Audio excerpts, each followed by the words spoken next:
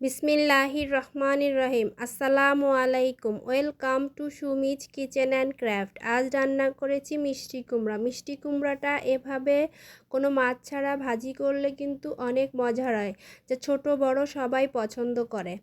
আমার বাচ্চারা তো অনেক পছন্দ করে। প্রথমে মিষ্টি কুমড়োগুলোকে ভালো করে টুকরো টুকরো করে কেটে নিব এবং ধুয়ে নিব। এরপরে এতে হলুদ লবণ দিয়ে নিব। এরপরে কড়াইতে তেল গরম করে মিষ্টি কুমড়োগুলো দিয়ে দিব। এক পিঠ ভালোভাবে হয়ে গেলে এটাকে আমি উল্টে দিব। উল্টে দিয়ে একটু লাল লাল করে মিষ্টি কুমড়োগুলোকে ভেজে নিব। একটু লাল লাল করে ভাজলেই এই ভাজিটা মজার হয়। এরপর বাকি মিষ্টি কুমড়োগুলো ভেজে নিব। এরপর কড়াইতে আর একটু তেল দিয়ে কিছুটা পেঁয়াজ দিয়ে দিব। পেঁয়াজটাকে লাল লাল করে ভেজে নিব। লাল লাল করে ভেজে নেওয়া হয়ে গেলে এতে অ্যাড করে দিব পানি, কারণ আমি কোনো মশলা তেলের উপরে ব্যবহার করতে পারি না, তাই আমি একটু পানি অ্যাড করে নেই আগে। এরপরে আমি দিয়ে দিয়েছি রসুন বাটা, আদা বাটা, দিয়ে দিব জিরা বাটা, আর দিয়ে দিব হচ্ছে হলুদের গুঁড়ো, মরিচের গুঁড়ো আর লবণ, আর দিয়ে দিব একটু ধনিয়ার গুঁড়ো।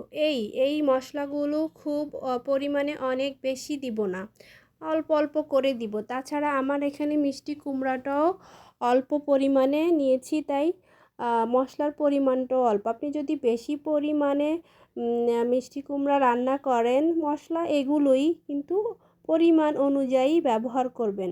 এই তো মশলাগুলো সব যখন দেওয়া হয়ে যাবে, তখন আমি এই মশলাটাকে একটু পানির সাথে কষিয়ে নিব। মশলাটা কষিয়ে নেওয়া হয়ে গেছে। এই পর্যায়ে আমি আর একটু পানি অ্যাড করে দিব। পানিটা অ্যাড করে আমি বলক আসা পর্যন্ত অপেক্ষা করব। পানিতে বলক এসে গেলে আমি এর সাথে যে ভেজে রাখা মিষ্টি কুমড়োগুলো দিয়ে দিব। মিষ্টি কুমড়োগুলো আগে থেকে ভেজে রেখেছি, সেগুলো এখন দিয়ে দিব।